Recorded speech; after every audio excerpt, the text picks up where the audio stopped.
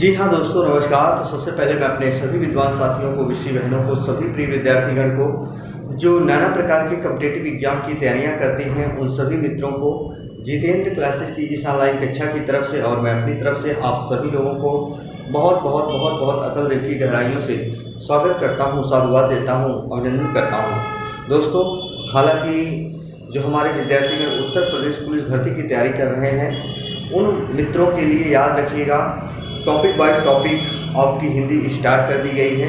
तो दोस्तों, आइए जरा आपसी वार्तालाप ना कर हम उस टॉपिक पर चर्चा करते हैं जो आपके हिंदी सिलेबस में है, यानी हम कहेंगे जो आपकी उत्तर प्रदेश पुलिस भर्ती में हिंदी जहाँ जहाँ से आने वाली है।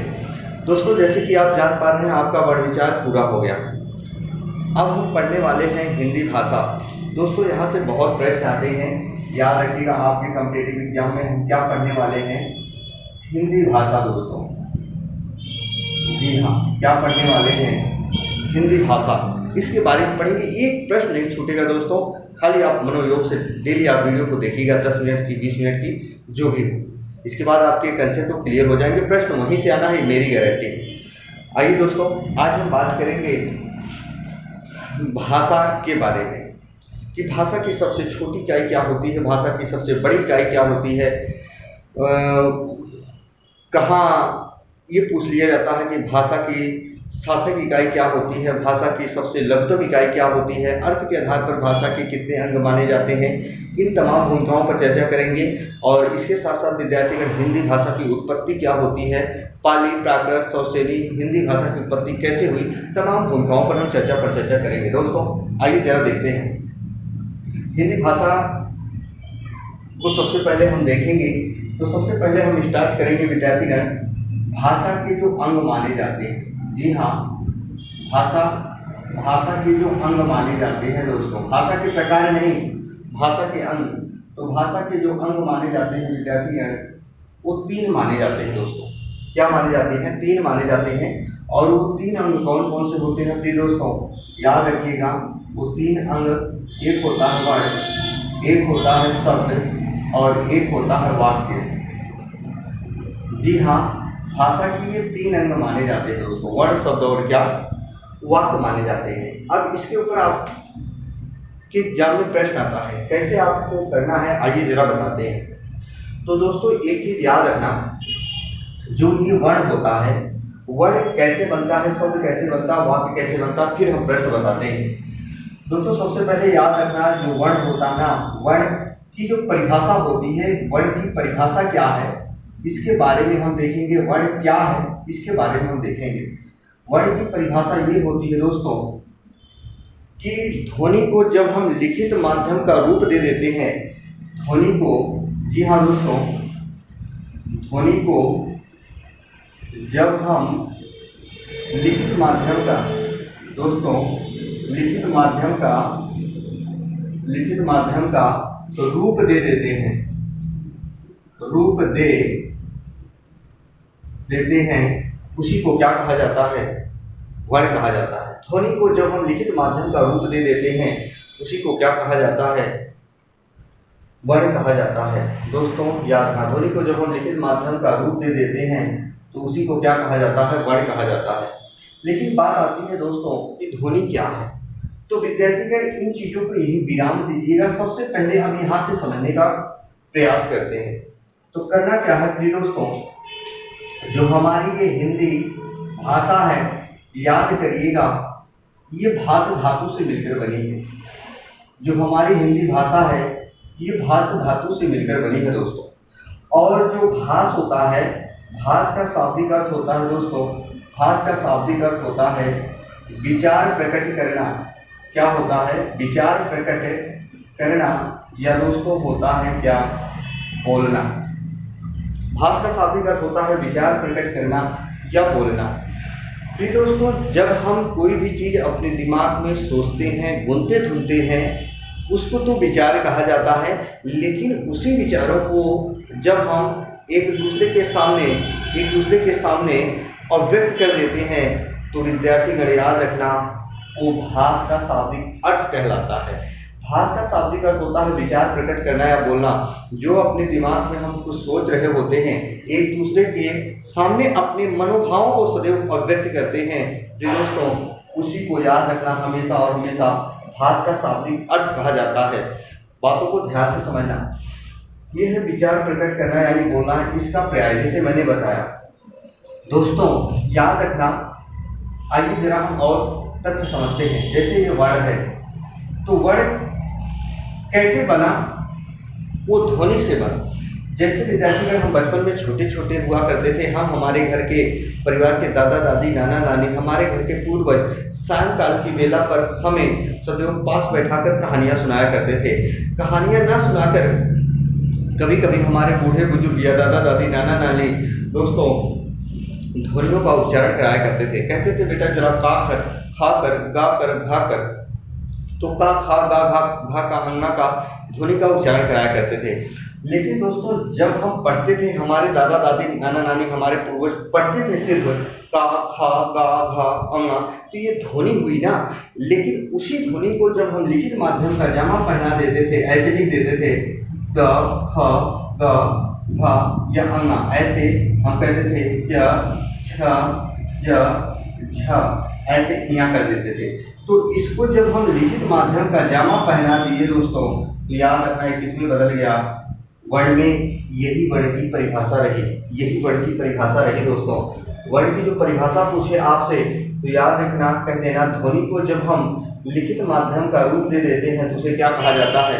वर्ण कहा जाता है। प्रिय दोस्तों आइए और कुछ देखते हैं जो एग्जाम में प्रश्न आने वाले होते हैं। प्रिय दोस्तों उस पर हम आपसी वार्तालाप करेंगे।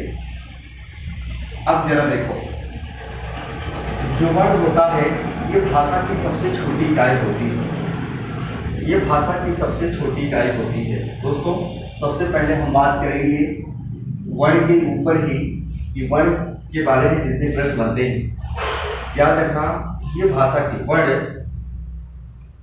ये दोस्तों पहला नंबर ये मैंने लिखा, वर्ण भाषा की सबसे छोटी इकाई होती है। छोटी इकाई होती है। वर्ण भाषा की सबसे छोटी इकाई होती है या अंग माना जाता है। बात वही है, सबसे छोटी इकाई चाहे अंग के। भाषा की सबसे छोटी इकाई जो होती है क्या होती है दोस्तों? वर्ण होती है, जिसका अपना कोई अर्थ नहीं होता। दोस्तों बहुत अच्छी बात बता रहा हूं, जिसका अपना कोई अर्थ नहीं होता है, जिसका अपना कोई अर्थ नहीं होता है। ना तो इसको विभाजित किया जा सकता है, मैं तो इसको विभाजित किया जा सकता है।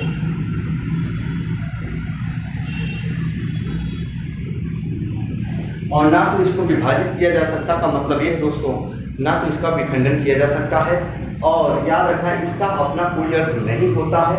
एग्जाम में आए वर्ण की सबसे छोटी इकाई क्या होती है? वर्ण नहीं दोस्तों, यहाँ लिख देना है वर्ण। हाँ, भाषा की सबसे छोटी इकाई होती है वर्ण।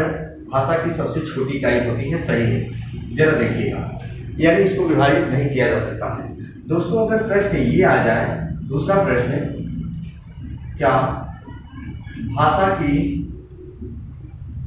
सबसे छोटी लघुतम इकाई, लघुतम, सबसे छोटी ना कहकर लघुतम इकाई कह दे दोस्तों।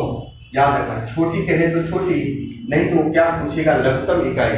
तो लघुतम इकाई भी जवाब देना है आपको, कहीं भी रहना। जवाब क्या देना है दोस्तों? वर्ण ही देना है। बात ध्यान से सुनना, वर्ण ही देना है। प्रश्न ऐसे पूछा जाए दोस्तों, तीसरा जो प्रश्न है, अगर प्रश्न ऐसे पूछा जाए, भाषा की सबसे छोटी लिखित इकाई, भाषा की सबसे छोटी लिखित इकाई पूछा जाए ना, तो लिखित का मतलब ध्वनि को हम लिखित माध्यम का रूप दे दिए, तो वही तो होगा दोस्तों, वर्ण ही होगा। यानी हर केस में आपको लगाना है वर्ण, जैसे मैंने ये कहा। यानी इसको विभाजित नहीं किया जा सकता है, याद रखना, इसका अपना कोई अर्थ नहीं होता दोस्तों। अच्छा, बहुत अच्छी बात बता रहा हूँ प्रिय दोस्तों, जितने भी लोग हैं देख रहे हैं तो बहुत मनोयोग से देखेंगे, फिर समझ जाएंगे क्या है क्या नहीं है। पॉइंट वाली बात लिख रहा हूँ प्रिय दोस्तों। अगर आपसे पूछा जाए सिर्फ भाषा की सबसे छोटी इकाई, भाषा की सबसे छोटी इकाई पूछा जाए दोस्तों, भाषा की सबसे छोटी इकाई जब आपसे पूछी जाए तो अगर ऑप्शन में वर्ण ना मिले तो याद रखना आपको जवाब देना है वर्ण होगा तो वर्ण, नहीं तो आपको जवाब क्या देना है प्रिय दोस्तों, अक्षर देना है। ध्यान से सुना, अगर ये पूछे भाषा की सबसे छोटी इकाई क्या होती है, अगर ऑप्शन में वर्ण ना हो तो आपको क्या मानना है, अक्षर मानना है। भाषा की सबसे छोटी लिखित इकाई पूछे तब भी वर्ण देना है, भाषा की सबसे लघुतम इकाई पूछे तब भी वर्ण देना है, भाषा की सबसे छोटी इकाई कौन होती है तो वर्ण देना है। याद रखना, भाषा के 3 अंगों में से या 3 इकाइयों में से ऐसी कौन सी इकाई होती है जिसका अपना कोई अर्थ नहीं होता, तो वर्ण ही होता। याद रखना, वर्ण ऑप्शन में ना हो तो जवाब देंगे अच्छा। आइए दोस्तों, एक प्रश्न और लिख रहे हैं, अगर आ जाए, भाषा की सबसे छोटी मौखिक जो इकाई होती है, भाषा की सबसे छोटी मौखिक इकाई जो होती है दोस्तों, वो क्या होती है, ध्वनि होती है। दोस्तों, अगर एग्जाम में प्रश्न आ जाए तो गलत आपको नहीं करना है, एक बार इसका स्क्रीनशॉट लीजिए।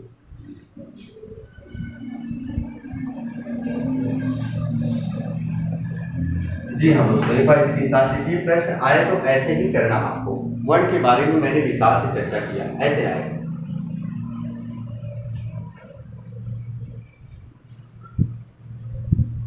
जी आइए और प्रश्न बता रहे हैं, इसका स्क्रीनशॉट आपने ले लिया। तो दोस्तों, प्रश्न अगर और आए, कैसे क्या आए जरा देखिएगा। अगर ये आ जाए, वर्णों के सार्थक समूह को यदि अकेला लिख दिया जाए तो क्या कहलाता है, वर्णों के सार्थक समूह को यदि अकेला लिख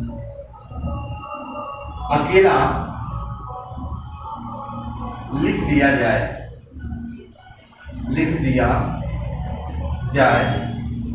तो उसे क्या कहते हैं, दोस्तों। वर्णों के सार्थक समूह को यदि अकेला लिख दिया जाए तो दोस्तों याद रखना, उसे जीवन में कहीं कहना, उसे ही क्या कहा जाता है, शब्द कहा जाता है। लेकिन प्रिय दोस्तों, प्रिय विद्यार्थीगण, अगर प्रश्न ये आ जाए कि वर्णों के सार्थक समूह को यदि वाक्य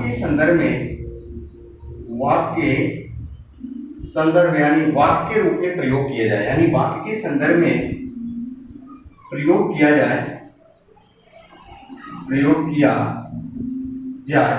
तो उसे क्या कहते हैं, याद रखना। तो यही चीज शब्द जो है वो क्या बन जाएगा, पद बन जाएगा, यानी वो पद कहलाता है। यानी वर्णों के सार्थक समूह को यदि वाक्य के संदर्भ में लिखा जाएगा, वाक्य में प्रयुक्त कर दिया जाएगा तो शब्द नहीं क्या कहलाता है, पद कहलाता है। यदि स्वतंत्र लिखा जाता है, वर्णों के सार्थक समूह को स्वतंत्र लिखा जाता है, वाक्य के संदर्भ में नहीं लिखा जाता, तो दोस्तों वो शब्द कहलाता है। यानी वर्णों के सार्थक समूह को ही शब्द कहा जाता है। एक बार इसके साथ लो दोस्तों, बात समझ में आ चुकी होगी। आइए जरा देखते हैं, अगले प्रश्न की तरफ चलते हैं। फिर दोस्तों, कैसे कैसे क्या समझना है, यहाँ तक आप समझ गए होंगे। एक एक प्रश्न पर ध्यान देना है दोस्तों, आपका प्रश्न नहीं छूटेगा, ये मेरी गारंटी है।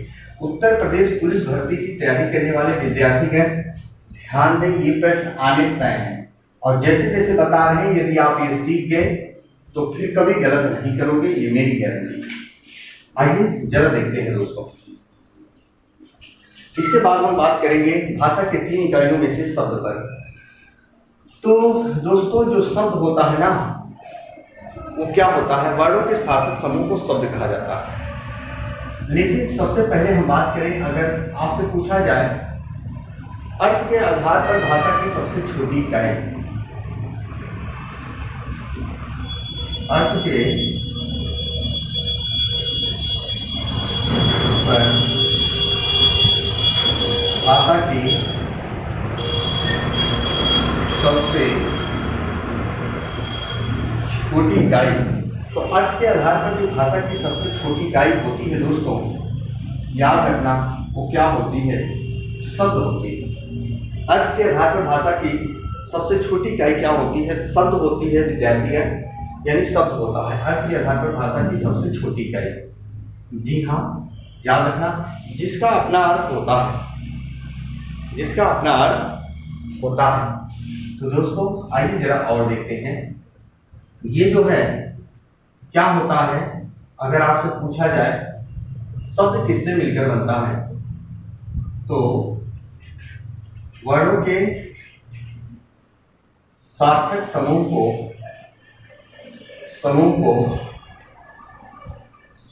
शब्द कहा जाता है। वर्णों के सार्थक समूह को क्या कहा जाता है, शब्द कहा जाता है। याद रखना, अगर शब्द को वाक्य के संदर्भ में प्रयोग किया जाता है तो पद कहलाता है। जी हाँ, शब्द का अपना कोई अर्थ नहीं है, यानी अंग नहीं होता दोस्तों। शब्द का पॉइंट वाली बात लिख रहे हैं दोस्तों, याद रखना, शब्द का अपना कोई अंग नहीं होता दोस्तों। भाषा के 3 अंगों में से याद रखना, जीवन में कहीं रहना, यानी वर्ण, शब्द और वाक्य। भाषा के 3 अंगों में से शब्द ही एक ऐसा अंग है जिसका अपना कोई अंग नहीं होता, याद रखना। जबकि और इसके भी अंग माने जाते हैं, इसके भी अभी बताएंगे। फिर दोस्तों इसके साथ साथ हम अगर देखें वाक्य को, तो अर्थ के आधार पर भाषा की सबसे बड़ी इकाई अगर आपसे पूछे तो जवाब देना ऐसे पूछेगा, अर्थ के आधार पर भाषा की सबसे बड़ी इकाई क्या होती है। अर्थ के आधार पर भाषा की जो सबसे बड़ी इकाई होती है वो आपको जवाब देना क्या होता है, वाक्य। वाक्य विद्यार्थी है, अर्थ के आधार पर भाषा की सबसे बड़ी इकाई क्या होती है, वाक्य होती है। ये तो जरूर याद रखना। जी हाँ, कभी एग्जाम में आए तो गलत ना करना। विद्यार्थीगण अगर प्रश्न पूछे शब्दों के सार्थक समूह को क्या कहा जाता है, तो शब्दों के सार्थक समूह को ही वाक्य कहा जाता है। शब्दों के सार्थक समूह को ही क्या कहा जाता है दोस्तों, वाक्य कहा जाता है, जो अर्थ के आधार पर भाषा की सबसे बड़ी इकाई होती है। जी हाँ, अगर आपसे पूछा जाए भाषा की सार्थक इकाई क्या होती है, ये भी जवाब देना। भाषा की सार्थक इकाई जो होती है वो वाक्य ही होती है दोस्तों, याद रखें। प्रश्न ऐसे भी आ जाए भाव या भावार्थ के आधार पर, भाव व भावार्थ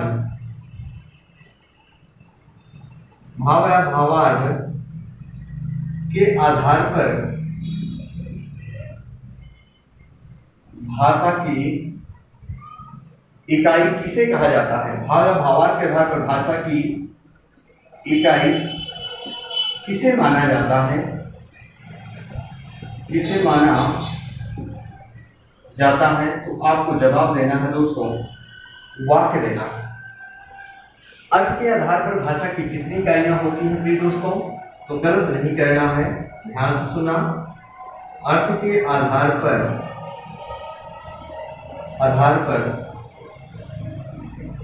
भाषा की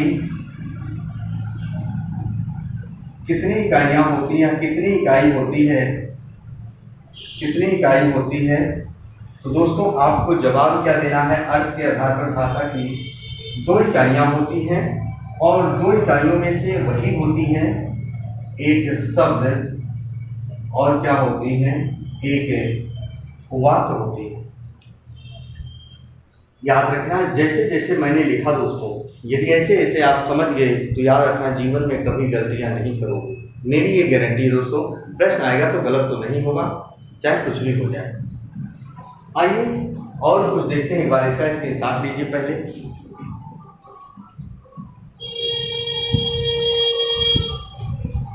फिर दोस्तों जैसे कि आपने देखा, आइए जरा और कुछ समझते हैं। याद रखना विद्यार्थीगण, व्याकरण के 3 अंगों में से सबसे बड़ा अंग जो माना जाता है, आइए जरा एक बार में इसको देखते हैं क्या कहता है। सबसे बड़ा अंग होता है वाक्य होता है, और वाक्य से छोटा जो होता है दोस्तों उपवाक्य होता है। सबसे बड़ा वाक्य होता है, वाक्य से छोटा उपवाक्य होता है, उपवाक्य से छोटा पदबंध होता है। वाक्य से छोटा क्या होता है, पदबंध होता है, और पदबंध से छोटा क्या होता है, पद होता है दोस्तों। और पद से छोटा जो होता है दोस्तों याद रखना वो क्या होता है, यहाँ जो पद से छोटा होता है प्रिय दोस्तों वो होता है यहाँ अक्षर। जी हाँ, क्या होता है, अक्षर। अक्षर से छोटा दोस्तों जो होता है वो ध्वनि या क्या होता है, वर्ण होता है। ये इनका क्रम होता है, याद रखना हमेशा और हमेशा। वाक्य से छोटा वाक्य, वाक्य से छोटा पदबंध, पदबंध से छोटा पद, पद से छोटा अक्षर, अक्षर से छोटा क्या होता है, ध्वनि या क्या होते हैं, वर्ण होते हैं। दोस्तों याद रखना जो ध्वनि या वर्ण है इनको आप विभाजित नहीं कर सकते हो, इनका आप खंडन नहीं कर सकते हो, याद रखना। और बाकी तो मैंने बता दिया, एक बार स्क्रीनशॉट ले लो फिर। तो प्रिय विद्यार्थीगण, आज तक मेरी कक्षा यहीं तक होगी। जैसे मैंने इस पर चर्चा और परिचर्चा किया वर्ण, शब्द और वाक्य पर। जैसे जैसे आपके एग्जाम में प्रश्न आएगा आप जवाब दीजिएगा। हाँ, जो हमारे उत्तर प्रदेश पुलिस भर्ती की तैयारी करने वाले विद्यार्थीगण हैं वो एक बार लाइक वाला बटन जरूर प्रेस करेंगे। विद्यार्थीगण बहुत सारे बिंदु ऐसे ही लाएंगे, और एक बार वीडियो को जरूर पढ़िएगा दोस्तों, मजा आ जाएगा। भगा भगा के मत पढ़ना, नहीं तो याद रखना बेकार हो जाएगा, और एक बार पढ़ने के बाद दोबारा पढ़ने की जरूरत नहीं है। प्रिय दोस्तों याद रखना, फिर नेक्स्ट दिन हम मिलेंगे तो भाषा की उत्पत्ति के बारे में बात करेंगे, फिर मिलेंगे तो भाषा के प्रकार के बारे में बात करेंगे, तमाम भूमिकाओं पर चर्चा करेंगे विद्यार्थीगण। भाषा, उपभाषा, बोली कितनी होती, सब पर चर्चा करेंगे। तो दोस्तों आज तक मेरी कक्षा यहीं तक होगी, तब तक के लिए मित्रों जय हिंद, जय भारत।